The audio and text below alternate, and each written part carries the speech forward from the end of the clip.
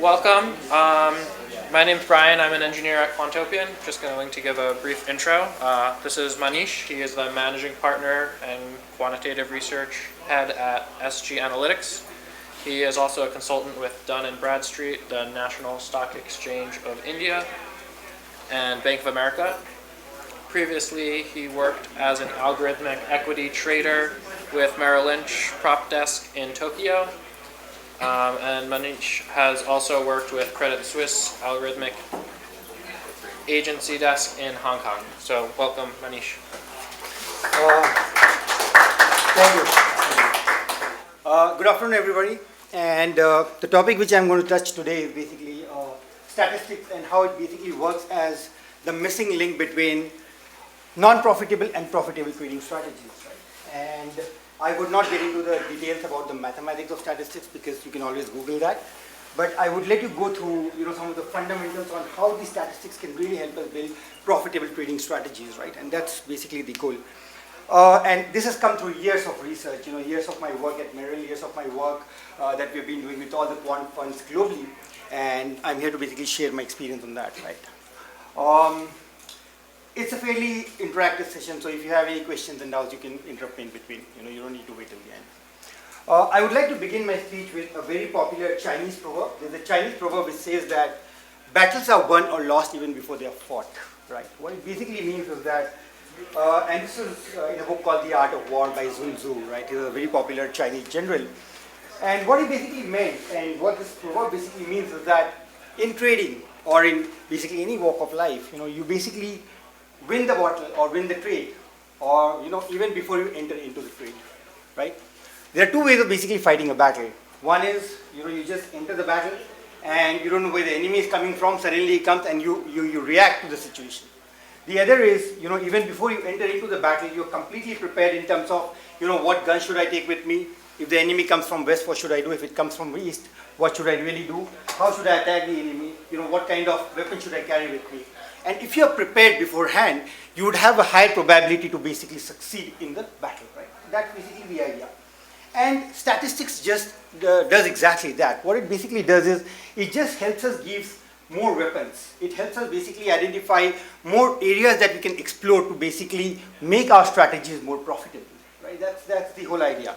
Now, if you really look at the difference between a technical strategy versus a pure statistical model-based algorithmic trading, what we are doing is there's a distinct feature. If you go through any technicals, if you go through any technical strategy, for example, Bollinger Band, moving averages, support resistances, they are all good and great in terms of giving you entries and exits, right? So you would get some entry because of a crossover of a moving average. You would get some entry because a stock is at its support level. You will get some exit because of the moving average crossover happening on the other side and things like that. But that's not just enough. I can have any random entry and I can have any random exits, and still I can make my strategies profitable. Right? And that is basically where the role of statistics comes into the play, to make sure that not just the entries and the exits, but the entire model in terms of how should I do my portfolio allocation, how should I place my stop losses, how should I do my risk management, how should I do my bet sizing. All of these phenomena basically involve some element of statistics into that. Right? So the idea here of my talk is to basically help you understand what are the different elements of statistics which, if you put into a normal random entry and exit, you can still make your trade very profitable. All right, so that's basically the idea. If you just see the difference between a normal technical model versus a pure algorithmic quant model, you'll see that the technical models are great models. I'm not debating that technical models are bad models. But the problem with them is that you just take a normal trend following system which is based upon crossover of moving averages. If a market is in a trend, it would give you absolutely phenomenal return. No doubt about it. If Apple stock is moving up, and if you have a moving average crossover, you would obviously get a great return because the market just went up. But the problem is, what when the Apple stock goes sideways?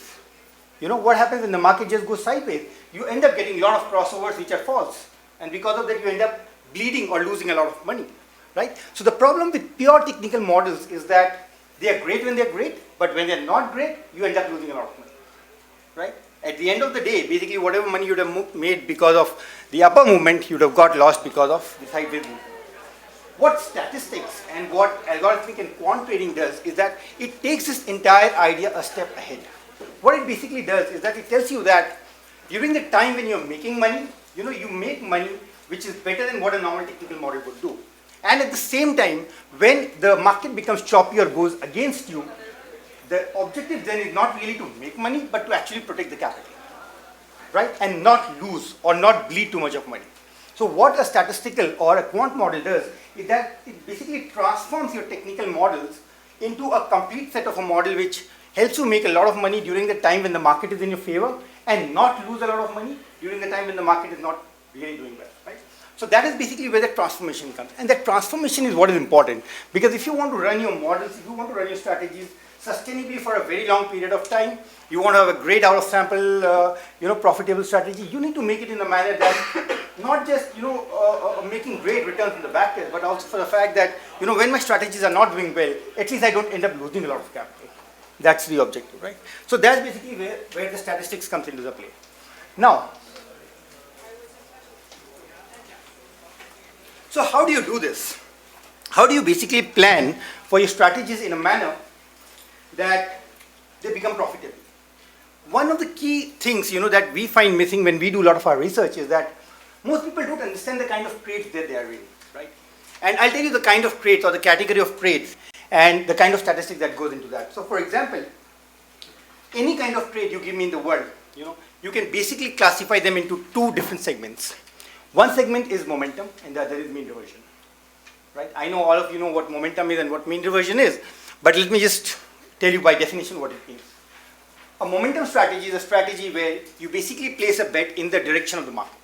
So for example, if the market is moving up, you expect the market to continue to move up, so you basically buy the position, right? On the other side, if the market is moving down, you expect the market to continue to move down, so you should take a short position. Mean reversion is just the opposite. So in a mean reversion strategy, what you would typically do is that if the market has gone down, you would bet for the fact that it's going to revert back, right? So you would buy thinking that the market would revert back, and similarly the other way around. Now, any strategy in this world, any technical strategy can be broadly classified into these two areas, which is the momentum and the mean reversions. All right? So let me just take some examples. Market comes to the support level and you initiate a buy. Is it mean reversion or momentum? I'm asking you. Market comes to the support and you initiate a buy. It's a mean reversion, right? Because market has come to the support, right? And you're initiating a buy. All right. RSI of a stock goes to 80 and you initiate a sell. Mean reversion or momentum? Mean reversion or momentum? Mean reversion, right? Because you expect that the stock has gone to an overbought level and from there it should basically come down. Right? Alright. Now you have a moving average. Okay, you have a flag breakout. You know what a flag is, right? Triangular flag. I'm expecting everybody knows technicals here. You have a flag and you have breakout from the flag on the upper side and you initiate a buy. Momentum or mean reversion? Momentum, right? Because you expect the momentum to continue to go up, right? Market goes to the lower Bollinger Band and you initiate a buy. Mean reversion. Alright? So we all are clear here as to what a momentum strategy is and what is a mean reversion strategy. Alright? Broadly speaking, I can categorize any kind of trading strategy into these two areas. Now, the question that I'm going to ask you is that which strategy do you think is better? Momentum or mean reversion? Everybody would have a different answer, but I'm just, momentum, how many of us say that it's momentum? Depends. Yeah, obviously it depends, right, Tom? It depends on a lot of factors, right? But I'm just asking from your knowledge or your experience, which strategy you had more success with, right? Momentum. And typically we all find our own styles. After being in the market for 5 years, 7 years, you would find your style, you would find mean reversion being better than momentum and vice versa, depending upon what you're more comfortable with. Right? I'm not here to debate whether momentum is better or mean reversion is better. What I'm here is to basically make you understand that you need to know what kind of trade you're doing. You need to understand whether I'm doing a momentum-based trade or I'm doing a mean reversion-based trade. And most people don't get this. They start with one kind of a trade, but once the market starts going against you, you start doing different kind of a trade. My father was a trader, all right, and he lost big time money in the stock market. So what he used to do was he used to buy futures, right? And we had a bull market in India from 2002 to 2007, right? Almost all the market did. He used to buy futures, and like being over leveraged on his books and stuff like that. And he would buy, he would make money, and it would be great, right? And suddenly one fine day, it so happened that within 10 days the market came crashing down by about 20-30%. right? And he didn't sell his positions. And I just called him up. I was in Tokyo. I called him up and said, why aren't you selling your positions? He said, no, now I became an investor. I'll hold these futures till the time they come back to the same level. I'm like, you were a trader a month back. You would buy today and sell tomorrow. And suddenly you have turned into an investor in futures, right? And you're going to hold your position till the time it really comes back. I mean, is that the way it's supposed to be? So what happened was, mixing up of trades is what basically causes the biggest problem. You start with something thinking that, I'm doing a momentum trade, but suddenly it becomes a mean reversion. My father was doing a momentum trade, and suddenly he started expecting a mean reversion, right? And he became a mean reverting investor. So the point here is, these two are two sides of the same coin. Momentum and mean reversion are two facets of the same coin. What it basically means is that different people have different styles of playing. I could give you very good examples from cricket matches in India, but I'll give you some example from baseball, here in US, right? Now, you have a baseball player who basically comes on strike, right? Now, he's got two choices. One is, he's got three strikes ultimately. One is, he waits the first strike, second strike. He waits for that one perfect ball where he can get a home run. That's one way of doing it, right? The second is, he tries to play conservative. So he says that, what, I'm not going to go for a home run, but I'll play safe. I'll just hit the ball and I'll take the first run, right? I'll take the first base that's available to me. And different players would have different thought processes. Some people would want to go for the home run. So for them, they may not get it for the first three strikes. Later when they get the batting chance, they again go for it, they again go for it. The guy who's basically going for the home run is the one who's going for momentum. Right? And the guy who's basically there, very comfortable, just hitting the ball and going for the first base is what is doing a mean reversion. My dear friend, the point that I'm trying to make here is that by law of nature, or by law of financial markets, momentum in general tends to have lower hit rates. What it basically means is that if you are in a momentum trade, you would be successful 30, maybe 40% of the times. And you will end up losing money 60 to 70% of the times. Every time you have a moving average crossover in S&P, just calculate buy and sell, and just don't do anything. Just take a normal MACD, right, and calculate the number of times there was an MACD crossovers, right? How many times it was profitable, how many times it was a loser on any index, any stock. What you would find is that 60 to 70% of the times it has lost money, 30% to 40% of the times it has actually made money. All right. On the other hand, if you take mean reversion kind of trades, these are the kind of trades where you don't make a lot of money, but you make very consistent money. So for example, every time a stock comes to the lower Bollinger and comes back to its middle level, the normal average, right? You're not going for like a 30-40% kind of a return. You're going for 2%, maybe 3% return. Every time a stock comes to the lower Bollinger and moves up. Every time a stock comes to its support and basically bounces back from there, you're playing for 3%, 4% kind of a mean reversion, right? In a momentum kind of a trade, your success rate is 30 to 40%. In a mean reversion kind of a trade, your success rates are about 70 to 80%. Now, which strategy do you think is better? And because markets are trending for 30% of the time, they are not trending for the remaining 70% of the times. When there are trends, they are very sharp, they just happen, they are gone. Right? So if you take randomly any stock chart, you would find that they would be trending for 30% or 40% of the time, and they would be either mean reverting or they would be in a range for the remaining 60 to 70% of the time. And when you're playing on momentum, you're basically playing on these trends, which if they only occur for 30 to 40% of the time, that's the time you make money. Remaining of the time, you actually lose money. But isn't it fair to say that the 30% of the time that you're making money, you're making some factor of your risk? I'm coming to that. So the point here is, even before you enter into a trade, you need to know whether you're playing for momentum or mean reversion. All right? If you're playing for a momentum, you're basically playing for home runs, right? You're playing for a stock to basically give you 20%, 15%, 30% kind of a return. You're not playing for a stock to give you 3% return, right? Because what happens is, you get one trend right, you make 15% return on that. And suddenly that stock chops for 2 months. The remaining entire 15% can just get wiped out. You're again back to the same level, right? So when you get a momentum trade, when you basically get a momentum strategy, you have to play it in a manner that you maximize your profits. So the point that I'm trying to make here is, and this is what is the problem with most people when they actually start with these strategies, is that they get a momentum trade, they get into it, They make 5%, they think, wow, I made money, so let me just get out of the position. Right? Without realizing for the fact that for the same strategy, if they consistently run it for a very long period of time, they would end up losing that 5% in no time. Right? So you cannot have a target, a profit target in a momentum strategy. You need to let it run till the time it actually runs. Right? That's number one. Number two, what is important is, when you get it right, so in trading we usually say this, when you are right, you have to maximize your profits. When you are wrong, you have to minimize your losses. As simple as that, right? Now, in a momentum strategy, if you are right, and if you don't bet size your position, when I say bet size or pyramiding of your position, what it basically means is that, let's say you started with buying Apple at $100, right? Market goes in your favor, goes to, let's say, 102. You need to add to the position. At 102, you again need to add to the position at 104, because if you don't do that, right, and if you don't scale it up at least twice the price, that big trend that happens for maybe from when Apple goes from 100 to 115, if you don't maximize on that, then when the Apple goes into a range-bound market for 6 months, you will end up losing all the capital, right? And the trick to basically, so that brings me to the first statistics of this entire thing, which is basically called volatility, right? Now, we all understand volatility. I'm sure in this class everybody knows how to calculate volatility. I'm expecting at least that from this conference. So I will not get into the details of how volatility is calculated, but I'll help you understand how you can use volatility as one of the key statistics to sort of give you that extra edge, right? Now, so I have a very simple question.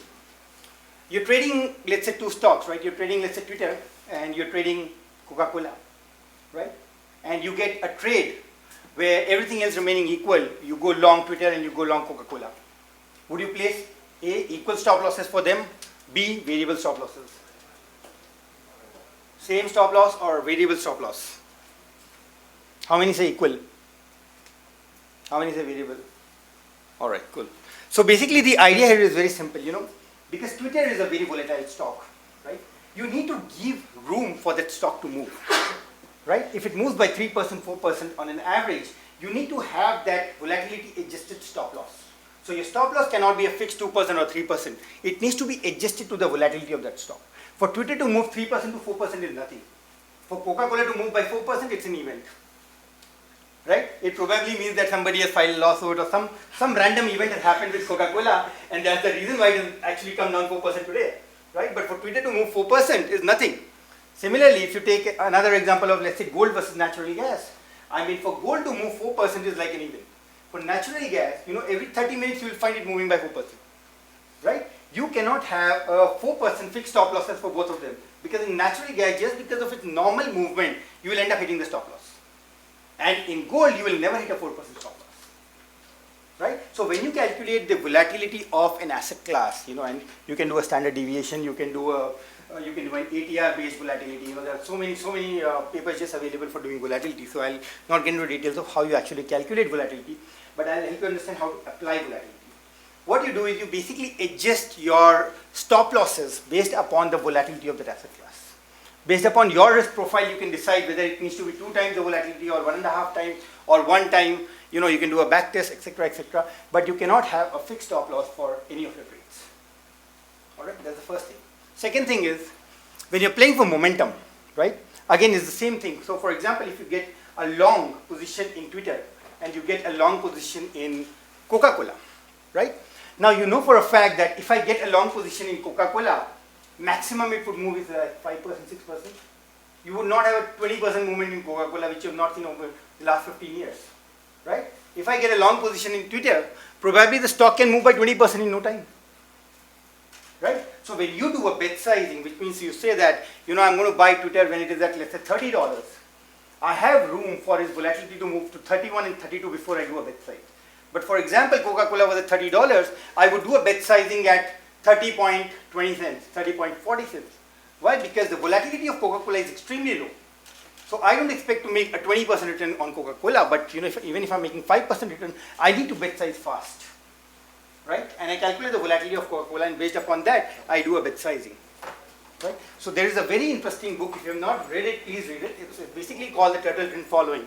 Right? It's a book written by Dennis Turtle, right? Where he explains. It's a 7-page PDF. Just do Turtle Trend Following, and you'll get all the information. Where basically he explains all of these phenomena in a great manner. All right. Wow, even he wants to learn statistics? All right. So that's number one, right? Number two, so that's the first statistics.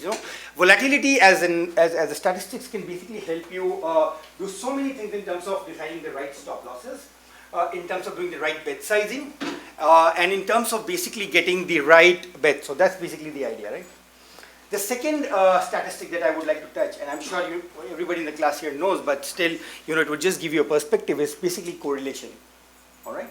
Now, so if A goes up and B goes up, are they positively correlated or negatively correlated?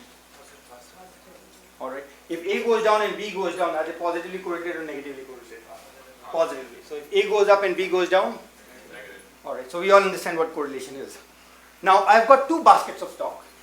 One basket has got JP Morgan, Bank of America and Goldman Sachs. All right. I've got a second basket of stock which has basically got Coca-Cola, JP Morgan and Google. All right. So I've got basket A and basket B. And I'm doing a trend following system on this. All right. Which basket would you buy and why? Which basket would you trade and why? So your portfolio would have A or B? B. Anybody who says A? All right. So the reason here is basically because A has got very high correlation, right? So basically what you're doing is you're just banking into three. So if the bank goes down, all of three goes down at the same time. When you make returns, you make great returns. But when you lose big time. But at the same time, if you're in three different sectors, what you're basically doing is you're just neutralizing, you're just diversifying. In fact, we go a step further. There are quant hedge funds which basically says that you could have plus or minus beta of the stock. Ultimately, even Google and Coca-Cola is related up to an extent because of the index movement, right? So you don't want to be in the index as such. So you just say you are either in S&P or you're in gold and you're in crude. You are in three different asset classes which has got very low correlation. Or maybe Euro USD and maybe US Treasuries, right? So you're doing 5 different asset classes which are very, very low correlated, right? So the lower is the correlation in a momentum kind of a strategy, higher would be your probability of success, right? Because then you're diversified. So if, for example, you're doing gold and you're doing Euro USD and you're doing S&P, and for whatever reason S&P does not move for the next 6 months, but gold has a good rally, you end up making good amount of money in gold. But again, you need to do a bet sizing on gold, because if you do a bet sizing, you'll make 3 times the money. So that will feed your losers, which in this case would be, S&P and then maybe US Treasury or Euro USD, right? So the idea here is diversification by using correlation is another kind of statistics that you really need to look at. Coming to mean reversion strategies, right? Like I say, in a mean reversion kind of strategies, you are really not trying to go for home runs. What you're trying to do is you're trying to take singles. Like in a baseball game, you just touch the ball, you take the first base. You are not going for the home runs. And because you're not going for the home runs, what you're basically trying to do is you're trying to play on those small probability, large probability of making small sums of money. You see, there are 2 ways of making money. One is small probability of making large amount of money and large probability of making small amount of money. Right? Both of them have got positive expectations. So when you're doing a mean reversion kind of strategy, what you're basically doing is you're playing on large probability of making small amounts. Every time you hit a lower Bollinger, it goes to the middle Bollinger, you make a 2%, you're done. Every time a stock goes to its support, bounces back, 3-4%, you're done. You do that consistently, you'll have a 70-80% hit rate. Right? So that's basically when it comes to a mean reversion. So the point which I'm trying to make here is you need to understand whether you're doing a momentum or you're doing a mean reversion even before you enter into the trade. And don't mix up the two. So for example, in a momentum strategy, so if something comes at the support, breaks the support, and I've taken a momentum position, I need to stick with that. That is a momentum position, so I need to bet size if the market goes in my favor. If the market goes against me, I have a stop loss where I basically unwind. But if the market goes in my favor, if you don't bet size on it, you'll never be able to make big amount of money on a momentum kind of a trade. All right. So that's the first part where basically I've touched on very simple strategies. And now what I'll do is I'll get into a little bit more, one step ahead in terms of statistics. All right. The second important thing in statistics is basically to understand the time series behavior of your model. Or you need to understand what kind of time series is this particular or price series, this particular model has. All right. And there are a lot of techniques, there are a lot of statistics which are available to you to help you understand the behavior of your time series. In our econometrics, we basically call it the time series economy. All right? But you need to understand the behavior of your time series. So I'll just give you a few examples to help you understand what kind of time series do we have. All right? You see here, this particular stock is moving all over the place, but the mean is constant. Mean is basically the average, right? So the average is constant. What we say is that this particular time series has got a constant mean. All right? This is a different kind of time series which has got a constant mean and a constant variance. Now there are two things in a time series. One is the mean and the other is the variance. All right? Mean is basically the average point where the time series ultimately relies. Variance is the deviation from that particular mean. How much can from the mean the time series deviate? That's basically what is called as the variance. So if you understand a time series in terms of its mean and in terms of variance, you can actually develop a lot of very profitable strategies and you can eliminate so many bad trades. I'll show you some examples, but you need to understand first of all what it is. This is an example of a time series where you have an increasing mean, right? But you have a variance which is also almost constant. All right, so the variance is not actually going too much away from the mean. This is an example of a time series where you've got a constant mean, but you have an increasing variance, right? So the variance is increasing with respect to time. Although your mean is constant, but the variance or the movement in the time series is increasing with respect to time. All right. So how does it matter? So for example, let's say I am doing pair trading. All right. Everybody understand what pair trading is? All right. So what I'm basically doing is, okay, let's not take pair trading. Let's just take Bollinger Bands, right? So if a stock goes to its upper Bollinger and I initiate a short, can I do that for something which has got an increasing variance? Can I short a stock which has got an increasing variance of its time series? I'll tell you how to calculate increasing variance. It's very easy. Don't worry about that. What is important is to just understand theoretically that if something has got an increasing variance, which means the variance of this stock is increasing with respect to time, can I short that on an upper Bollinger? No. Yes or no? No. No. How many say yes? Yes? Why? If you short in the right time, you can actually short shorter. Okay. If you want. So let's take the right time, Very right? tight. Yeah. Okay. All right. So let's take the right time. Suppose let's say that I draw a superficial Bollinger Band here. I short it here, right? Assuming I hold my position. By the time it's here, you'll end up having heartbeats. By the time you're here, probably you'll get fired. Right?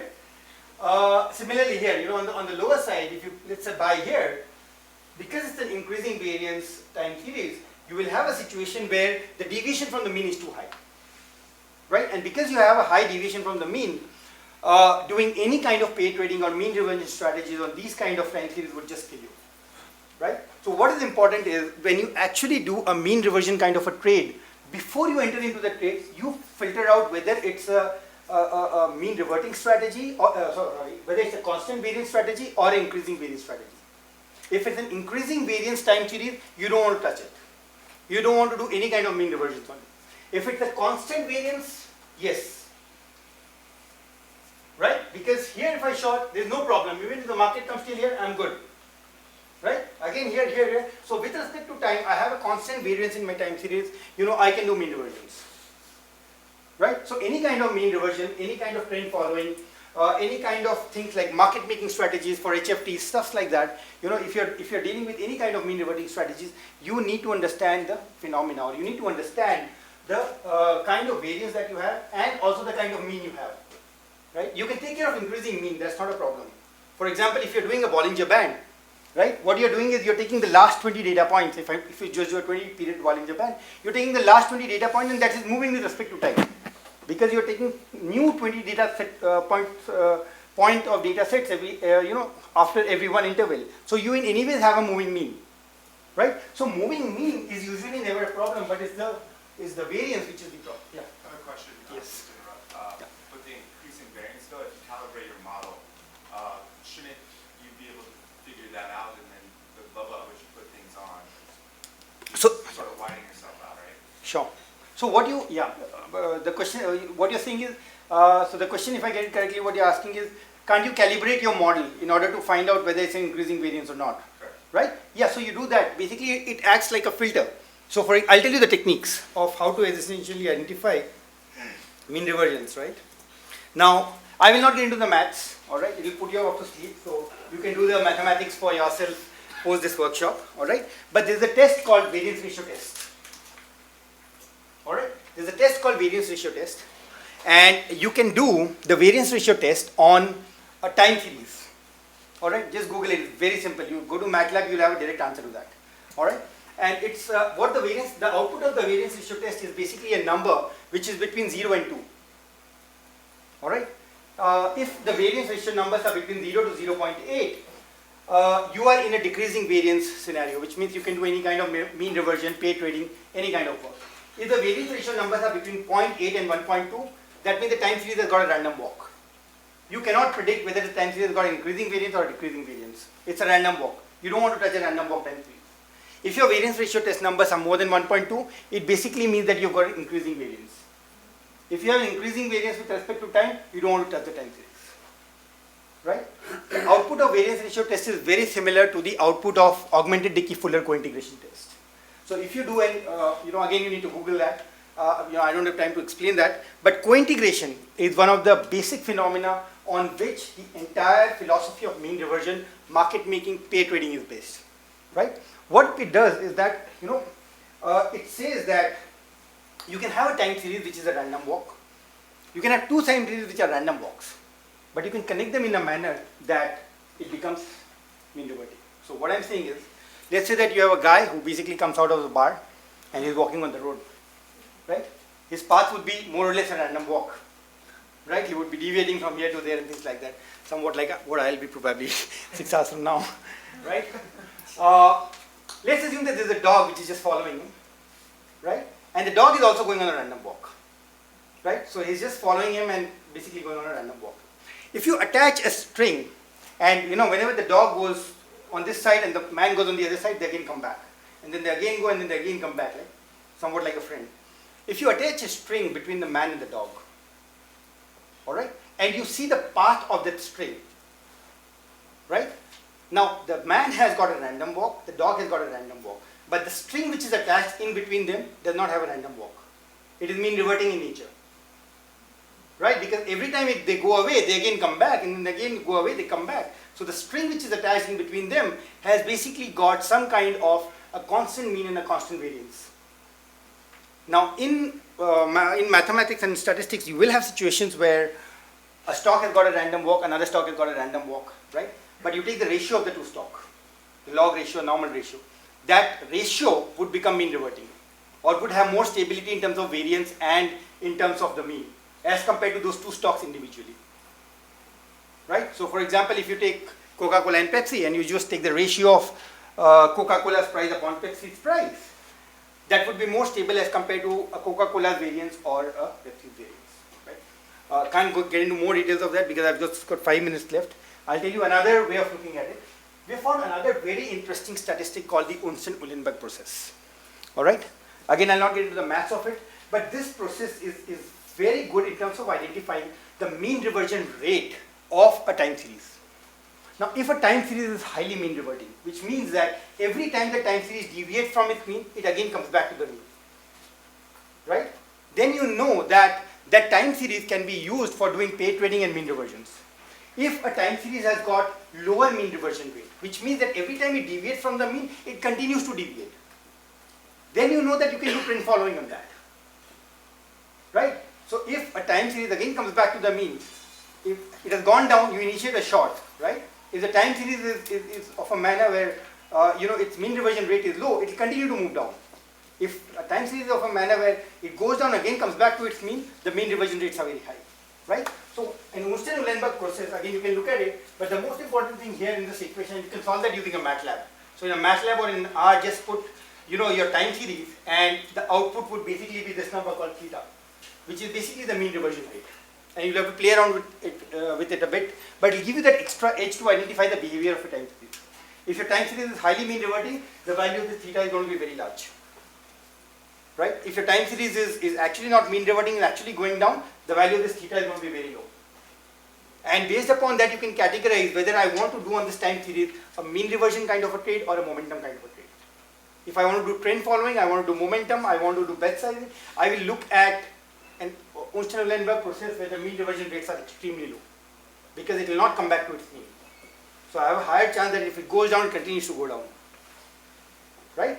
But if I'm doing paid trading, I'm doing market making, I'm doing mean reversion kind of stuff, I'm doing Bollinger Bands and stuff like that, I would look at a time series where my mean reversion rates are extremely large. Alright, how much time do we have? 4 minutes, alright. There are a couple of other statistics, again I cannot get into the details of it. There's one called PCA, Principal Component Analysis, I'm sure all of you know this.